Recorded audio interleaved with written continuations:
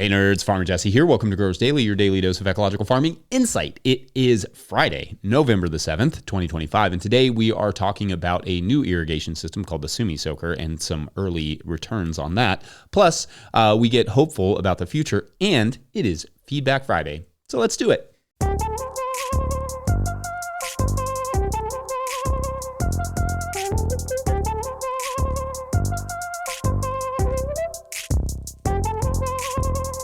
All right, Super Friday to you all. I hope everyone is doing well and getting whatever it is you hoped to get done, satisfyingly marked off the old to-do list. That's one of the best feelings in the world. Nothing special to report on my end, really. Just cruising along into the fall/winter, getting mentally ready for our first hard freeze next week, as temps will dip into the mid to low 20s right now. So that's like -3 or 4 Celsius-ish. And I think the sunflowers will finally meet their maker during that run. Yesterday, I shucked a little of our Papa corn, as the kids call it, with our fancy corn shucker designed by our old employee Greg. Basically a small length of 1 1/4 inch PVC that we had laying around, plus some small screws. And then, you shove the corn husk through that and voila, pretty simple. After that, you just have to kind of like winnow the corn. But that whole process is pretty easy with corn. You couldn't really do high volumes with this, but it's a good cold day project to bust out in the greenhouse. So yeah, also just yesterday, we got our first 20-second farm recipe video clip. So that was cool. Keep those coming to farmermike@notillgrowers.com. Anyway, it is Friday, meaning that it is Feedback Friday, where we explore what you all were saying about this week's topics. On Monday, we talked about cardboard as a mulch and the risks/rewards. At Plants I Love Them wrote, quote, "Please consider featuring Seeds of Solidarity in Orange, Massachusetts. They offer no-till workshops, among other educational offerings, and are huge proponents of cardboard mulch. Founders Deb and Ricky were told their land is not viable ag land. They purchased the property anyway and have built a large veggie farm on sloped, rocky terrain by hand using cardboard and compost. A wonderfully informative and inspiring interview of their farm featured in Andrew Mefford's No-Till Revolution. Thank you, Jesse, and your team for all you do," end quote. Yeah, thank you. And I love Deb and Ricky. I interviewed them, several years ago at this point for the No-Till Market Garden podcast. Would not hurt to touch base with them again and just see how they're doing. I'll link that chat, though, in the show notes. Also, that day we talked about when your neighbors think what you do is bananas. At Asteria wrote, quote, "Getting approved by a pollinator, bird biodiversity, or other nature conservancy program is very helpful in neighborhoods.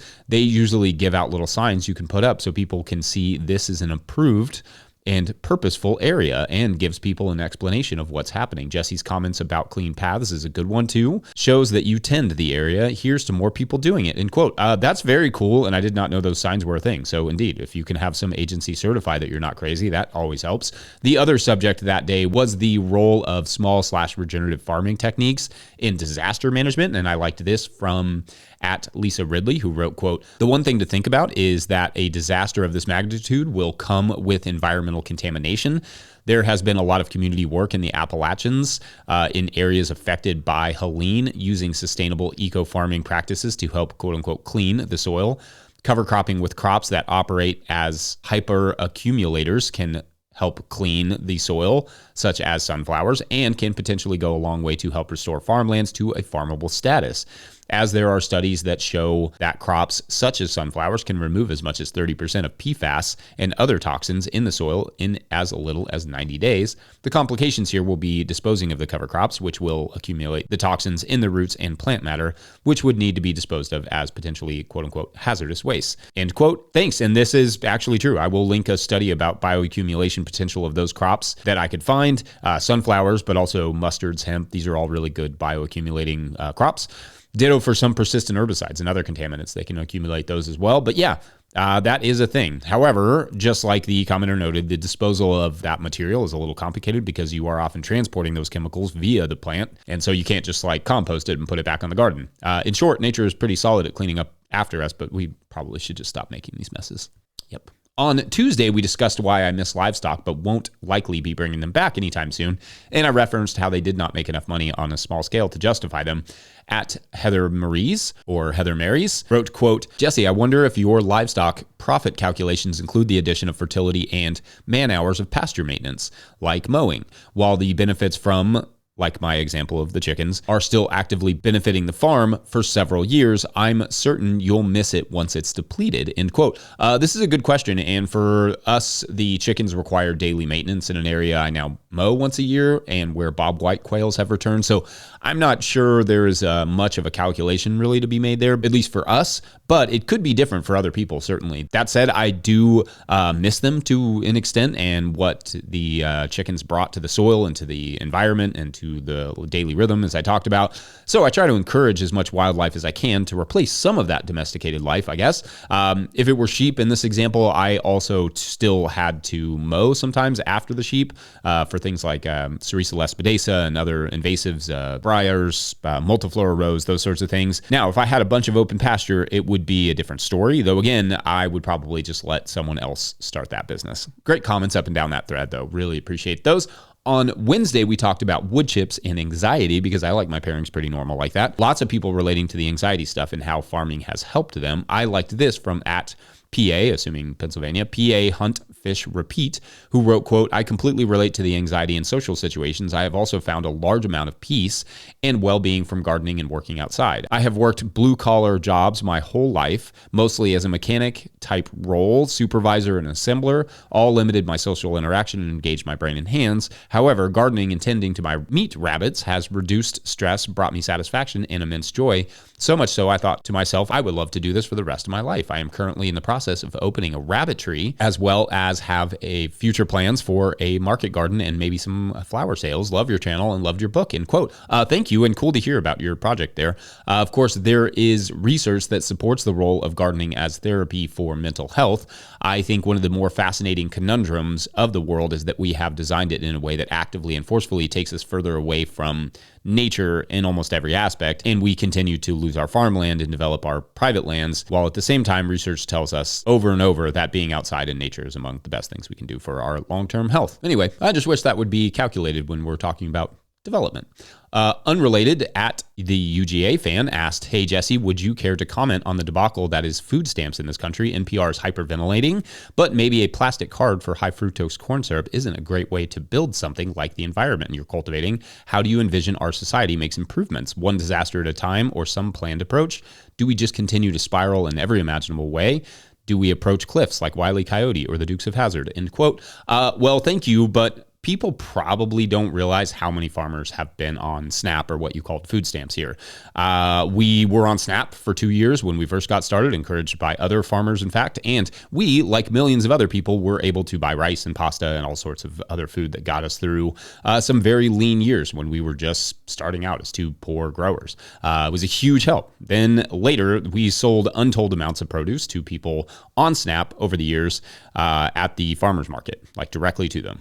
This image that all people do is buy junk food and soda is cultivated by wealthy people and corporations who get significantly more of each of our tax dollars through their own welfare systems than the hungry people you're sort of denigrating here. So I guess my recommendation here would be to save at least a little of that frustration for the wealthy non-taxpayers we normal citizens help prop up. The $187.20 per month that the average SNAP recipient gets to cover, what, like $1,000 worth of groceries? That is definitely not the problem. I mean, as a taxpayer, but also as the son of someone who watched his single mother cry in a grocery store because she couldn't afford the food that she wanted to feed her child, I genuinely couldn't care less what they spend it on. Sometimes high fructose corn syrup, to use your phrase, is all they have access to, and even with the help, all they can afford. I guess maybe we make improvements, to answer your question, by caring for people who have less at least as much as we care for those who have everything. Then on Thursday, we talked about crop rotations and the necessity of moving the tomatoes. At Doug Libby asked, in the theme, sort of the question asked on crop rotation, are there examples of beneficial microbes that attack quote unquote bad microbes in the garden? Sort of like in the human immune system where our white blood cells attack and eliminate intruding viruses and bacteria, end quote. Oh yes, absolutely. A huge percentage of the protection plants receive comes from secondary metabolites of microbes in the soil. Penicillin is not just an antibiotic for humans. It's an antibiotic. It is derived from fungi. In fact, there are loads of examples of these that not only do soil microbes make, but we use them as medicines. I guess I smell a future segment there that actually is like a really good topic that I would be happy to dive more nerdily into. Also that day, at Miriam Pendleton wrote, about our pig visitors, who Mike saw out taking its morning stroll in the neighborhood again yesterday as he was leaving. Miriam wrote, quote, "Pigs are the best. I raised pigs a few decades ago and had to turn over the care of them to my husband because they were quickly becoming pets that would make them impossible to eat. Haven't raised them since. Really cool animals, wicked smart," end quote. Yeah, I mean, part of the reason we stopped raising them is they are just hard not to love. So I feel that. All right, thanks as always for the great comments. You all are amazing. You all rock. Otherwise, we're going to take a quick break, and when we come back, a new irrigation system review of sorts. BRB. Today's episode is brought to you by Farmhand. Farmers who partnered with Farmhand say they grew an average of 63% this year because it's more than software. Farmhand is your business coach and assistant, helping to sell out, save time, and grow smarter with real data from real farms, shaping websites that convert, campaigns that sell, and fulfillment systems that run smoothly. Curious what that looks like? Meet the founder, Ari, at farmhand.partners/no-till and see the same insights and support the fastest growing farms rely on every week. That's farmhand.partners/no-till. Today's episode is also brought to you by Johnny's Selected Seeds. Johnny's Selected Seeds is a proud supporter of Growers Daily. At Johnny's, they do more than sell seeds. They grow them. They trial them to see how they perform on Johnny's research farm in Maine and across the U.S. and Canada. Only the best varieties are added to their catalog and website. When you need proven varieties you can count on and detailed guidance from seedling to harvest, consider Johnny's your trusted growing partner. JohnnySeeds.com. That's JohnnySeeds.com. All right, back to the show. If you, the listener or viewer, are enjoying this podcast, getting even a small amount of value from it, consider supporting our work over at patreon.com/no-till-growers.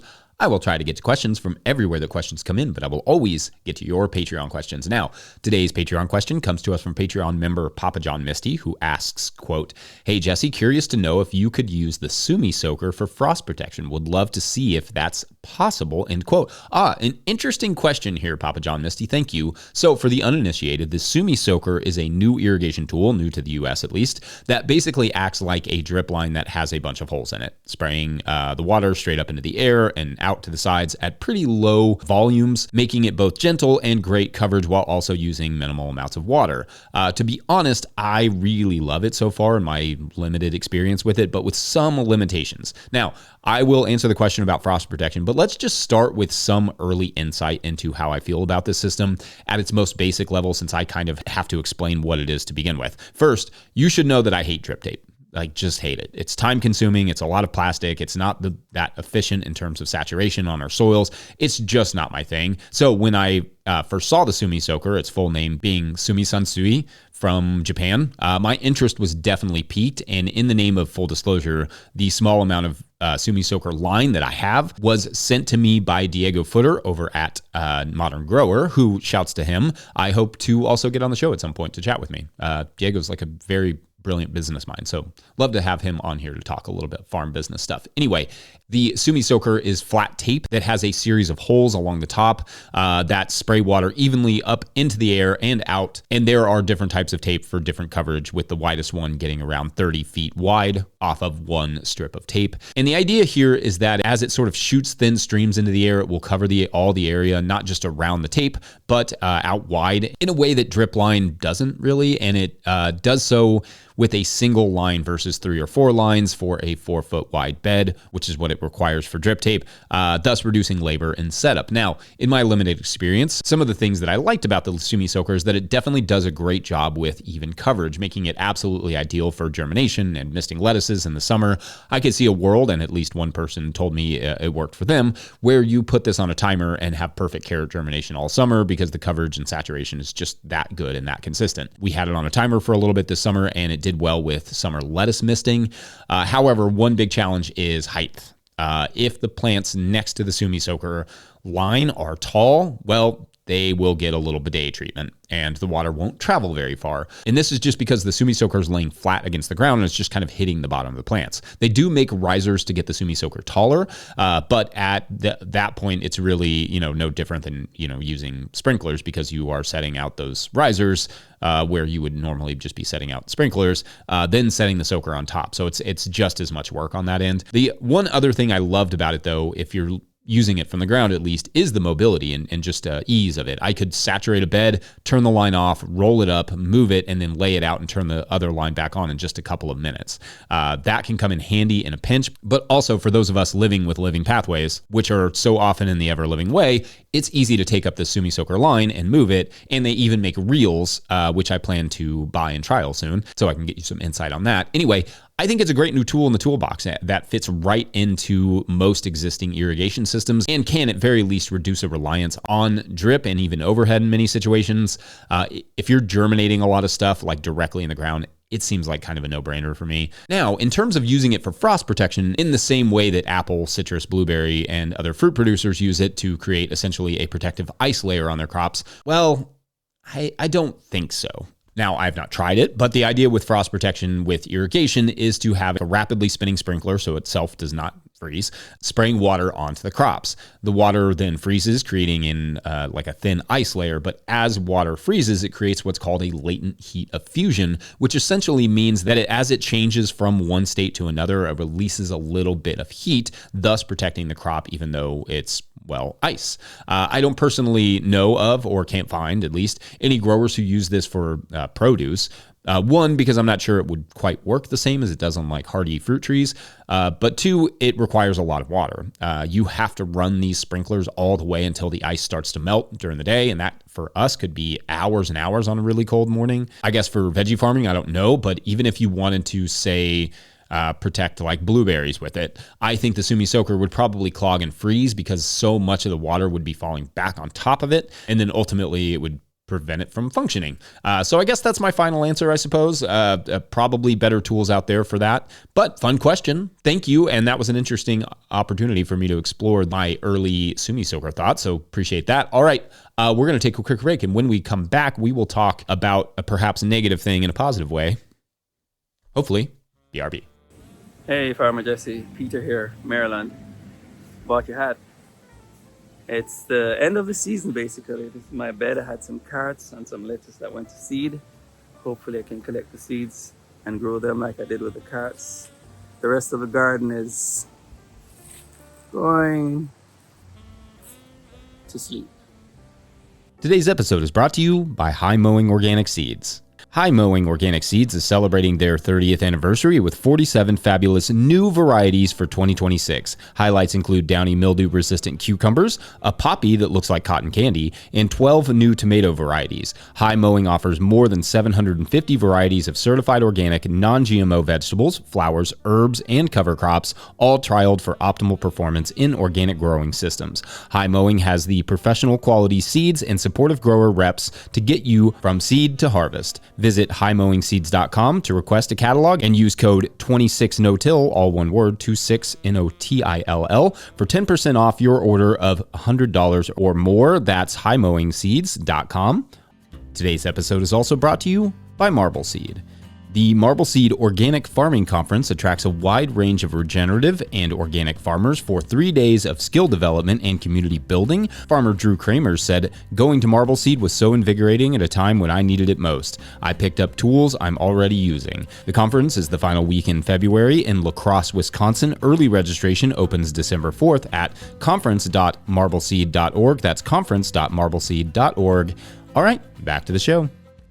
All right, so yesterday we took 3 questions from Patreon member Philip Kearney, but there was actually a 4th question on there, and the one that I could not get to yesterday was one that I thought would make a good last topic of the week, just for, I don't know, thinking about over the weekend. The question from Philip was, quote, "I've heard you mention that in times past you've encountered depression. Samesies, so fun.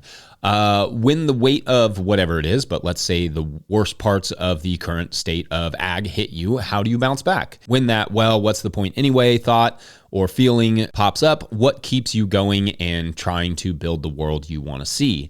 I'm not looking for help or anything. I just thought it would be a good topic because I bet a lot of us have to deal with that at least sometimes. Thank you again so much for everything. I listened to the last year of dailies in August. The pace of the show is awesome. I wish the show was old enough that I could keep listening all day because c'est la vie or whatever. Thanks." End quote. All right.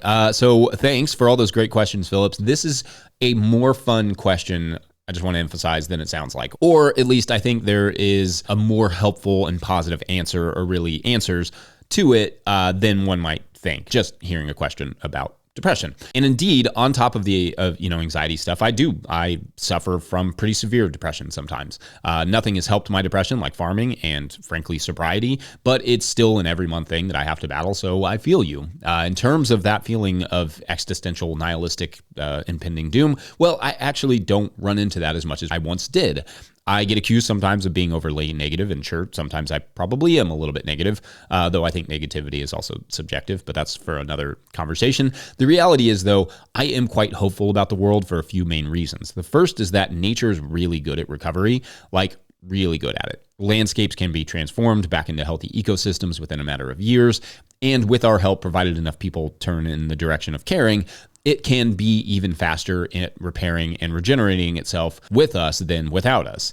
The second thing that keeps me hopeful is that I believe there is a growing movement of people who care, people who are interested in ecological land management and the value it can bring to the environment and to the culture, but also to economies, people who care about soil, birds, bugs, life beyond themselves, people who can see that health is not just about exercise, but about everything around us. There are a lot of really great ideas out there, renewable energy ideas, collaborative farming ideas, ecological management ideas. These ideas are certainly not getting the money and attention they deserve yet, but at some point in time that will flip. My dad used to say something like 99% of the greatest, smartest scientists who've ever lived are alive right now. And I still believe that. I believe that with regenerative farming. I believe that with economists, ecologists, all of that. So the potential is huge. And I believe it, like I said, I believe at some point it will flip. And I believe that because it has to happen.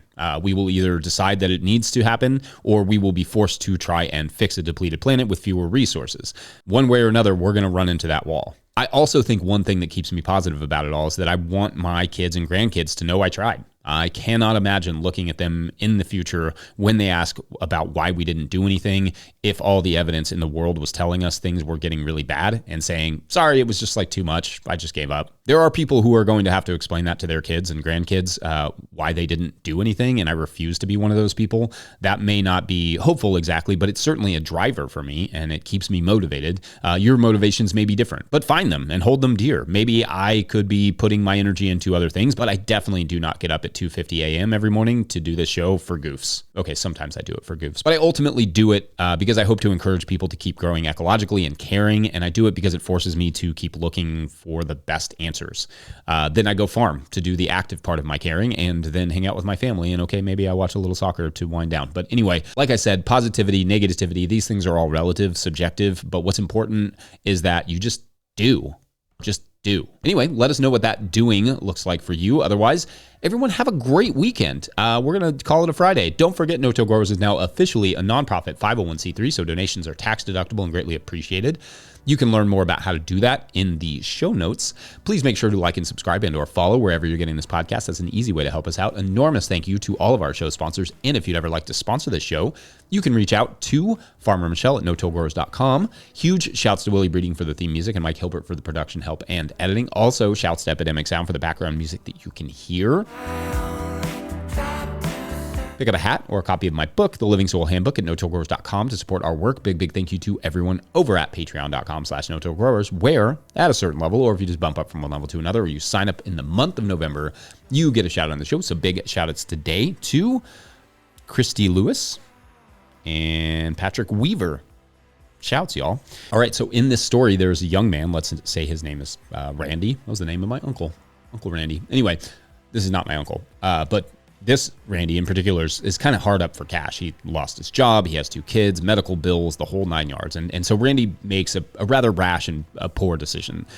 He's going to get some quick cash from an old man that cuts hair in the town next door. It's always quiet in there. So he scouts it, and he feels like the man doesn't take the cash to the bank except for on Monday. So being a Friday, he felt like there would be a good amount of cash in there. And so, as we learned yesterday, this doesn't go super well. He ends up losing his gun to a couple old men, but he does walk away with some cash, and it just feels incredibly dirty in his hands. He's always lived sort of a troubled life. He had a rough childhood, but he's really wanting to turn it around and feels like a bit of a failure. So he decides to literally turn it around, and he walks back into the shop. Leonard looks up and smiles as Randy holds the money out and asks, sorry, sir, is this enough for a trim? And everyone in the shop laughs, and Randy sits down to await his turn. Anyway, Thanks for watching and or listening. You all have a great week and go racing. We'll see you Monday.